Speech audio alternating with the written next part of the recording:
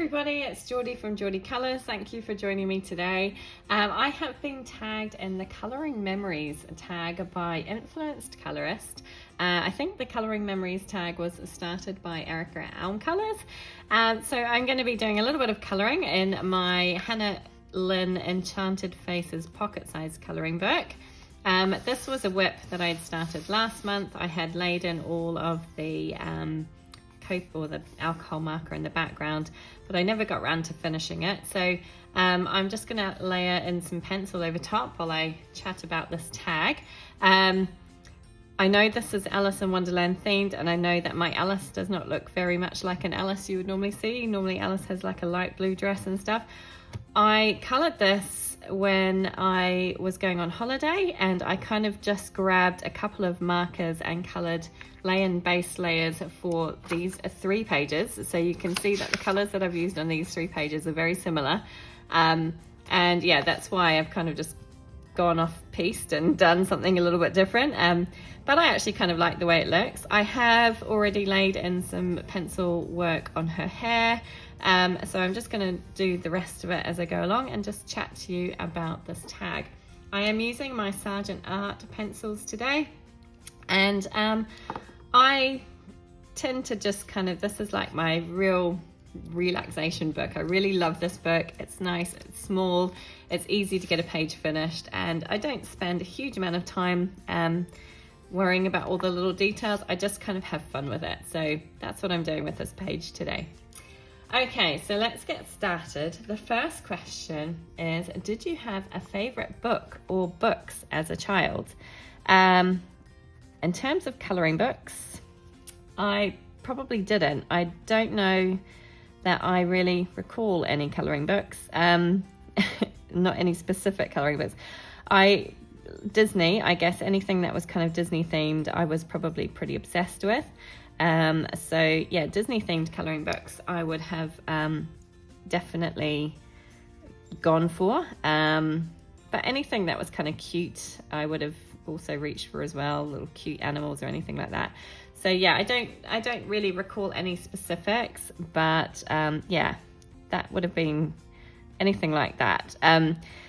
I do recall that there were coloring books around that had terrible paper, really thin paper, even thinner than like what you get on Amazon today, and they had a bit of a textured kind of rough surface, and they were yeah, kind of almost like a brown, kind of had a brownish tinge to the paper. Really lovely. But I loved, I loved colouring in them. They were really simple images, thick lines, very easy to colour for a kid. But yeah, I guess I don't recall any specific names or series of books or anything like that. Okay, question 2. What was your go-to art supply as a child? Well, I suppose that crayons and markers would have been my go-to choices. I probably would have killed for a pack of Crayola crayons. They were like the colouring tool of choice as a kid, I suppose. I probably would have used cheaper options as well, but yeah, if I had a set of the Crayola crayons with all the amazing colours, that would have made me very happy. And Crayola markers as well, of course. But yeah, I tended to just kind of get whatever was available, really. Probably not a huge amount in rural New Zealand where I grew up. So yeah, but yeah, Crayolas, maybe I would have been given a box of Crayolas or something for Christmas, which would have kept me very happy for a while. But they would have been like the real kind of wow, colouring supply as a kid. Okay, question 3. Did you draw or colour more as a child? I want to say it was probably a little bit of 50-50, really. I am going to caveat this by saying I probably didn't do a huge amount of either, really, as a child. Growing up in New Zealand, it was very much an outdoor lifestyle, so I probably didn't spend a huge amount of time inside doing things like colouring and drawing. So But when I did, it was probably a bit 50-50. I wasn't a very good drawer, and I'm still not to this day. I can, if you give me a reference image, I can use that and probably create something that's not too bad. But if you asked me to like sit down and draw an elephant, you know, just off the top of my head, I would really struggle with that. So yeah, wasn't particularly great at either as a kid, I don't think, because I probably didn't spend much time doing it really. But I do remember we had a series of learn to draw books, which was all like going back to Disney characters. So learning how to draw like Mickey and Minnie, and you know, all the characters in different poses. And I did used to like working with those and learning how to draw the characters as best I could.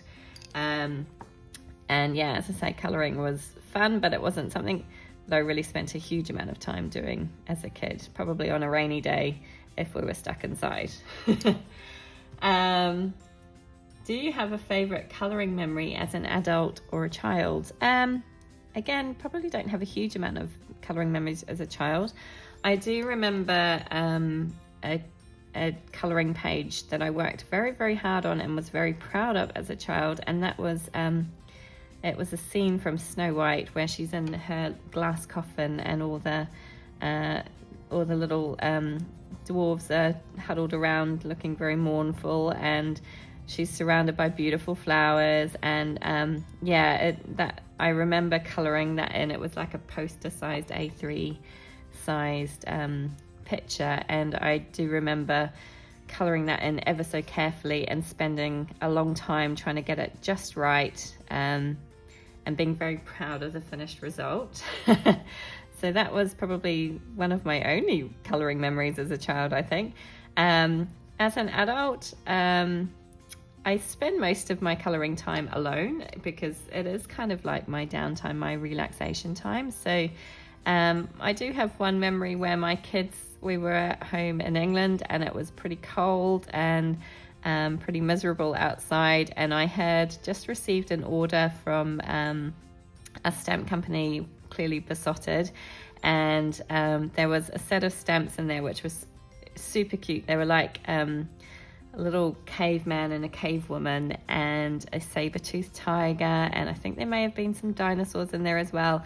And anyway, I stamped out some of those images for my children, and we all sat down at my kitchen table and coloured. And yeah, it probably didn't last very long because my kids were pretty small at that point.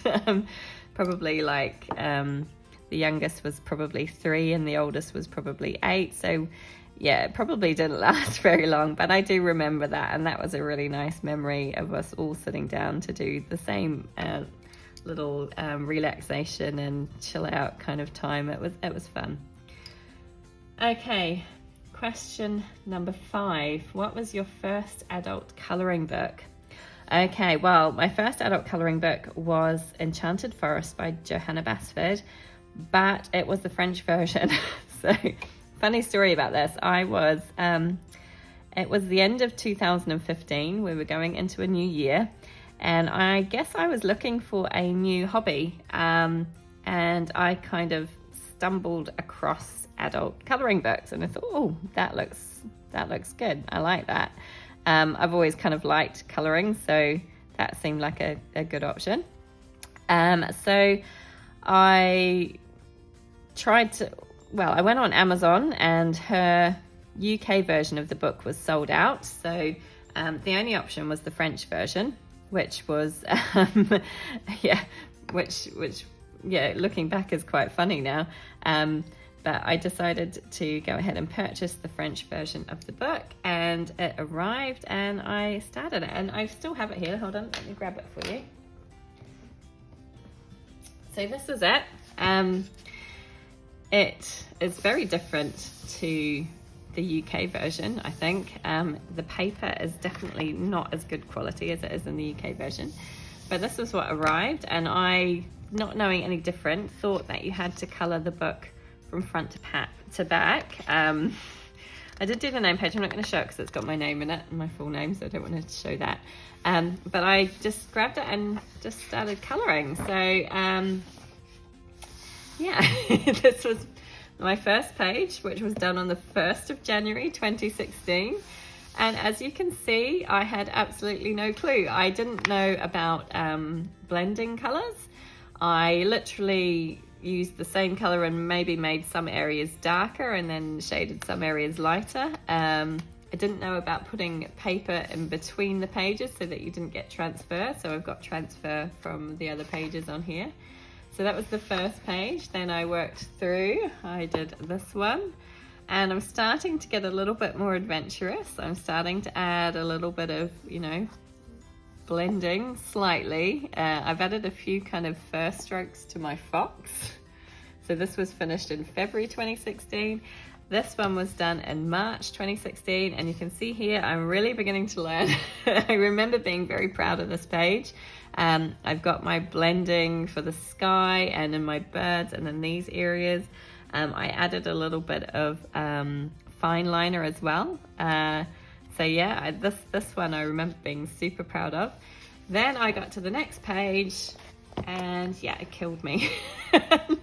I did all of this in pencil and that background destroyed me. And actually, I still really like the way it kind of turned out. I still think it looks good, but yeah, I did that and it put me off.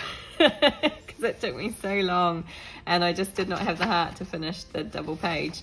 So that's as far as I got in the book and I promptly put it away. I don't even know what date I finished this page on, but I promptly put it away and didn't come back to it forever. Never come back to this book. That's the only pages I've done in here. So it's still sitting there. I have bought a second version of this book, the English version. But yeah, that was my first colouring book and yeah, my kind of short-lived foray into adult colouring many years ago, which I then, yeah, kind of just got destroyed by that last page and didn't go back to it, which is a shame because I think if I knew now, like if I known then what I know now about, kind of different mediums and using watercolor mediums and that sort of thing, I probably would have stuck with it. But at the time I was like, oh my goodness, I can't do this to myself again. I cannot do a background like that again. So yeah, I've said it before and I'll probably say it again. I don't have much patience. So the time that it took me to try and do that background, and even though it's not particularly well blended or anything like that, yeah, it killed me. Okay, so question number 6. What was your first colouring supply as an adult? That would be my Marco Raffine pencils, which were a set of 72 pencils. I actually bought them at the same time that I bought my Joanna Basford book there, the Enchanted Forest book. And that's what I used to colour the pages that I did in that book. And they're an okay pencil, but they're quite hard and they're not highly pigmented, so they took a little bit of effort to get some pigment down on the page, and yeah, it was kind of tough, but at the time I was kind of blown away by the fact that you had 72 colors, which seemed like an awful lot, and I was like, wow, look at all these beautiful colors. I'm so excited about this. So yeah, I loved them when I got them. But obviously, as I've learnt more over the years and seen other colorists using other things, yeah, I got really into it. I'm not sure, this purple is really dark, so I'm not sure that my shading is showing up a huge amount. I did decide to go in with black to do a little bit of shading just to try and help it stand out. I think it's okay, but it was quite a dark colour that I used there. I'm just going to pause for a second while I grab some more pencils to do other areas, and then I'll be back. Okay, so I'm back with some more colours. I'm going to do this lighter purple area now. So the next question number 7, how did you get into adult colouring? I guess I saw some YouTube videos, which kind of encouraged me, and yeah, I've always been interested in crafts and creating things, so I've always kind of been inclined to try new things anyway. So I was probably, at the time that I bought that Enchanted Forest book, I was pretty obsessed with knitting. I still do knit, so it's not something that I've given up completely, but I'm probably not quite as obsessed as I was with knitting. I was into card making and crafting, so there's an element of colouring with that aspect as well.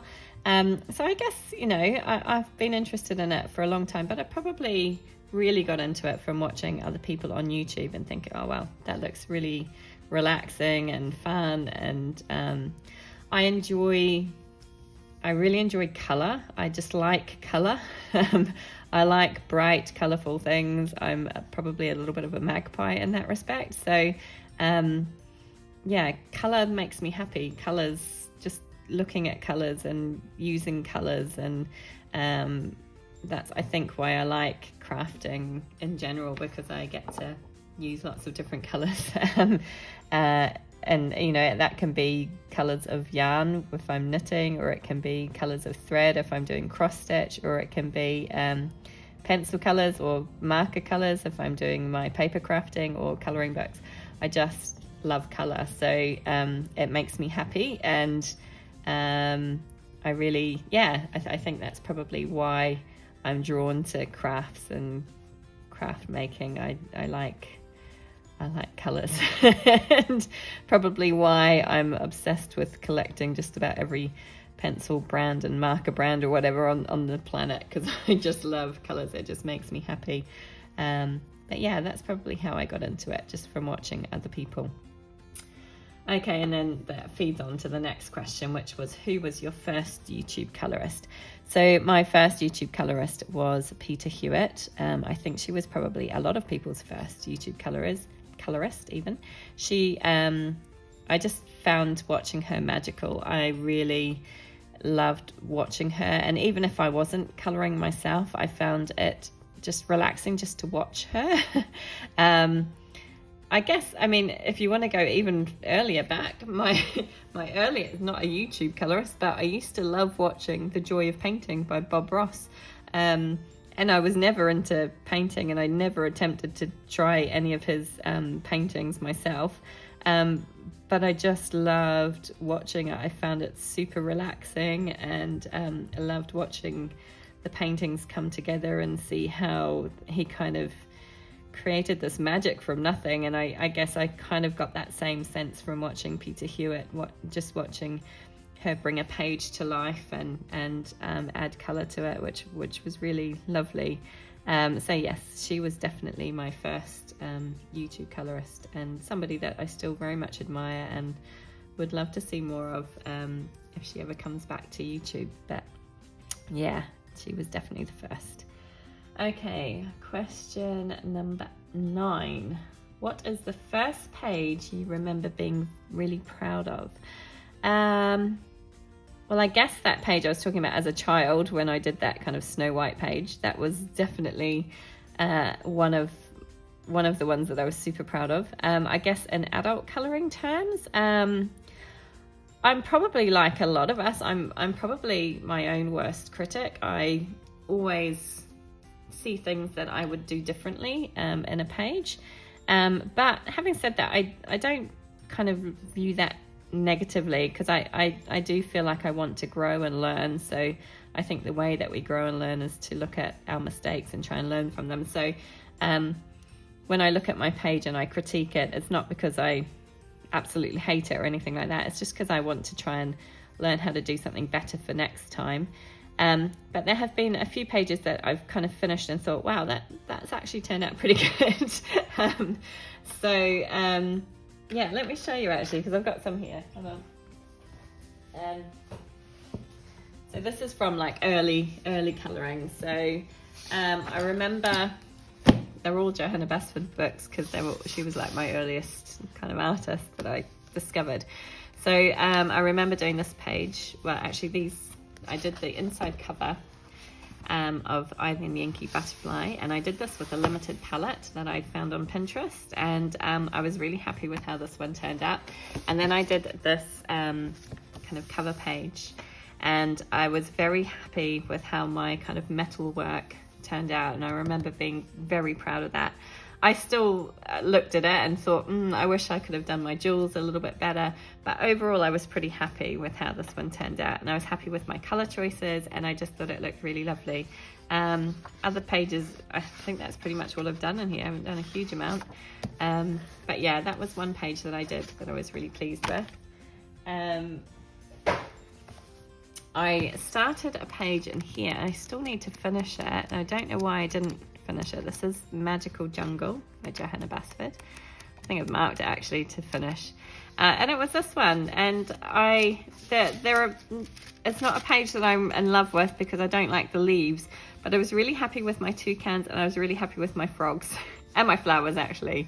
So I remember doing those and thinking, oh, I really love it. And then I did the leaves and I wasn't happy with them, so I kind of set it aside and haven't finished it. But so there's always there might be elements that I'm pleased with, and then, you know, other elements that I'm not so pleased with. In Lost Ocean, I did a colour along with Peter Hewitt in this one, and it was, if I can find it, the jellyfish. So I did a colour along with Peter on her channel, did the jellyfish. I didn't do any background or anything like that, but I was so pleased with how it turned out. I was so happy with it. This was done many years ago, probably, 5 or 6 years ago. So I was really pleased with how that turned out, and I decided to tackle the next page on my own without a colour along, using the techniques that I'd learned from Peter in this page to create this page. And I knew that I wanted to do a contrast of warm colours on one side and cooler colours on the other side. So I chose a palette of green and blues, and as I say, use the techniques that I'd learned from this page to do this page, and I was really happy with how this turned out. So that was another one that I was pleased with. And then I did this one. This was about 3 years ago, and it's all pencil, and I was really happy with how it turned out. It took me forever to do the background. It was a painstaking process, but in the end I loved how it turned out. I loved that really dark background and all the bright colours popping off it. So that was another one that I was pretty pleased with. And then World of Flowers, there was a couple in here that really made me happy, if I can find them now. So this one, again, I used a limited colour palette and just went with blues, and I was really pleased with how it turned out. Didn't do any background or anything like that, but just really liked the limited colour palette, and I really liked how it turned out. And then I did this one as well. Again, I used a colour palette from Pinterest, so kept it fairly limited, and yeah, I was happy with how it turned out. So I'm learning to like the things that I do, and I do find, as I say, normally there are elements on the page that I'm really pleased with how they've turned out, and then there are other elements that I'm kind of like, oh, I wish I had done better with that. I wish I had done something differently there. So, I'm not trying to be harsh on myself or anything like that, but I like to learn and grow, and I think it's important to do that if you want to improve. So identifying things that you would like to improve on and work on, I think is not a bad thing. So it's not me trying to be negative or say that I don't like things, but I always try and look for things that I could make better next time so that I can learn and grow.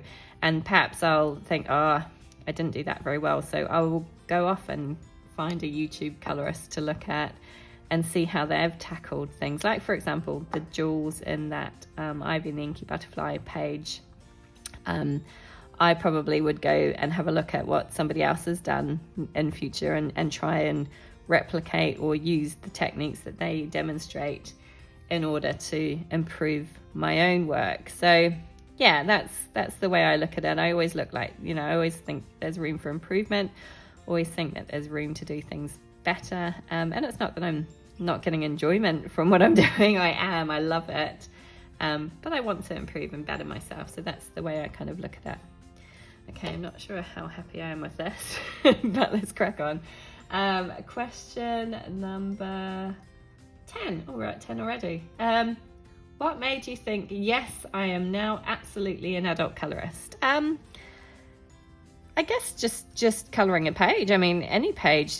I didn't think that there was a time where I went, oh yeah, I've made it, because as I was just saying, I still think that I have a lot to learn. I think I have a lot to improve and grow on, and I think that that's no bad thing. I think that's kind of exciting and fun. If I thought that I was at the pinnacle of something, it might not hold my interest so much.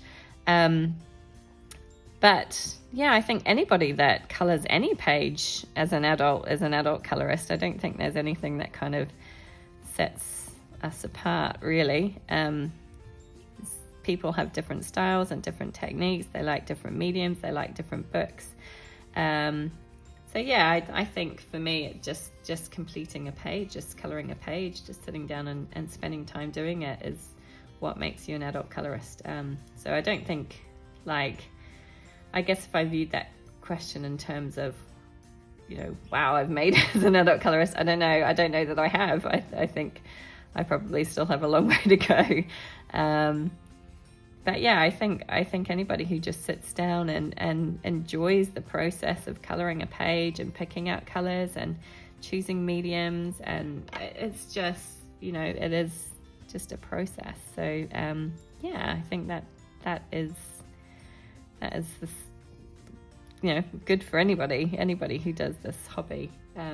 And it is such a wonderful hobby to do. It's so relaxing, and I love it. Like I say, I love color. So for me, this is this is just perfect. I love colors, and I love choosing colors, and I love looking at how colors come together, and colors just make me happy. So yeah, this hobby is fantastic, isn't it? It's wonderful. Okay, I feel like I'm just rabbiting on about rubbish. Sorry. I'm getting carried away. There is a bonus question, which is, who in the colouring community do you remember reaching out to you and making you feel included? For me, that would have to be Erica from Elmcolors. Erica was really what kicked off my current obsession with colouring.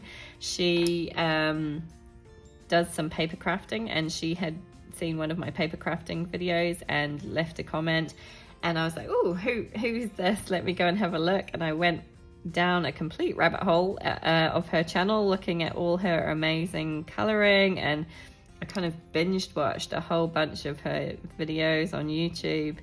And I was like, I really need to pull my colouring books out again. I really need to have a go. And I think that very afternoon I pulled my colouring books out and was like, right. And I think it was because I was excited to learn about all these, it sounds ridiculous, but I had never considered using water mediums or Copic markers or anything like that in a colouring book. For me, I don't know why I had this idea that colouring books were just for pencil. I don't know why. I don't know why I had that idea. It seems ridiculous now, but so Erica kind of opened this whole world of using different mediums, and suddenly, that page that had taken me so long and that had kind of destroyed my adult colouring journey before it began in Enchanted Forest. I was like, if I'd have known about all of this stuff, then it wouldn't have taken me so long, and it wouldn't have kind of put me off so much. So yeah, I really have Erica to thank for that. She's been a wonderful, wonderful influence and inspiration for me. And obviously, since Erica, I have found, so many other colorists and YouTube colorists and the Instagram community. And I have to say that I haven't found one person who hasn't been welcoming. It's been a wonderfully positive experience all in all. So I have enjoyed every single minute of it, and I am looking forward to continuing with this fun new hobby for hopefully many years to come. We'll see. But yeah, I do enjoy it, and I find it so relaxing and just lots of fun. So I'm going to carry on with this page. I think you've heard me drone on long enough. I am going to tag 3 people as well. I'm going to tag Norwegian Colorist, Kate's Colouring Heaven, and Wendy's Colouring. If you've already been tagged, I apologise. I did have a look through, but I couldn't see that you'd been tagged. So hopefully I've picked 3 new people. But if you want to join in with this tag, it's a bit of fun, then by all means, I will list the questions below in the description box so you can take a look at the questions. And I would love to see your answers to these questions as well. Thank you so much for joining me. I feel like I'm getting a little bit more confident with my colouring on camera, although I don't feel like I've done a brilliant job today, but you know, this is kind of my fun page, so I'm just having fun with it. But yes, thank you for joining me, and I hope to see you again soon. Take care. Bye.